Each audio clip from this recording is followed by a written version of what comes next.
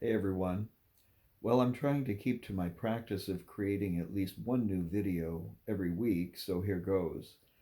Well, tomorrow is Christmas Eve, and this being one of my favorite times of the year, I thought it would be good to give a brief summation of my most recent blog post, which will soon be up on the website. It's already gone out to subscribers, and I call it Why Traditions Matter.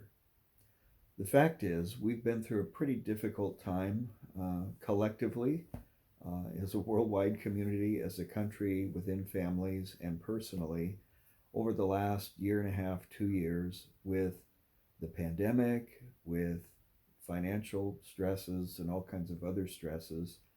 And we have a lot of ways, or many people try to maintain some ways to keep sanity in the midst of all that.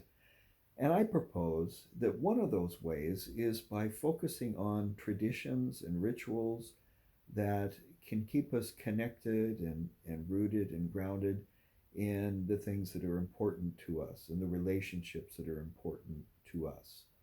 And so I think that traditions and rituals, especially around holiday seasons when it's very easy to keep to those, are important. As an example, one of the traditions that my own family has is with our Christmas tree. Every year we go to a tree farm and we take our adult kids still go with us, and our grandson goes with us, and we pick out a tree, and it's a fresh tree. We live in Oregon, the Christmas tree capital of the country, and we don't have a hard time finding trees to use.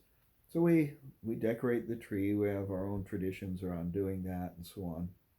But at the end of the Christmas season, when it's time to take the tree down, when many people send it off to the recyclers or have the Boy Scouts or someone come pick it up, what we've done for many years is I will lop off the branches of the tree and I'll recycle those.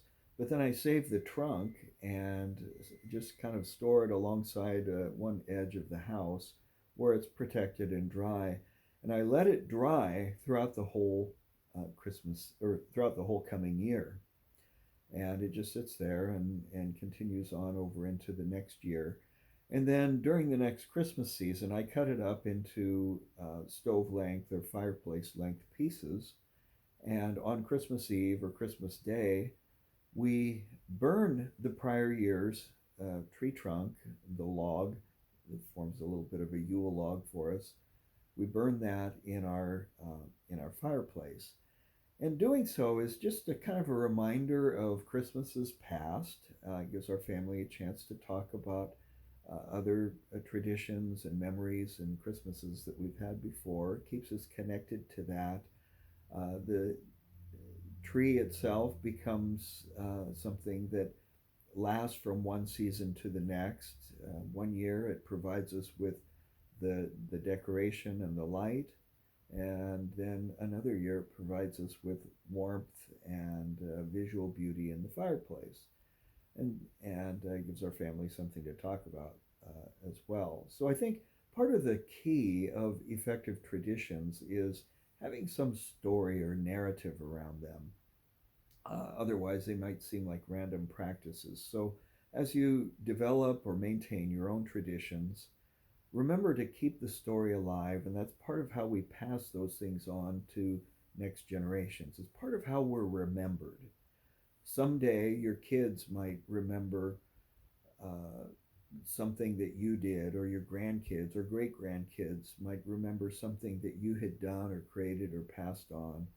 And that's simply a way to share a little bit of your own legacy into the future. So, again, as I wrap this up, just a reminder to maintain some sort of tradition yourself, whatever it might be.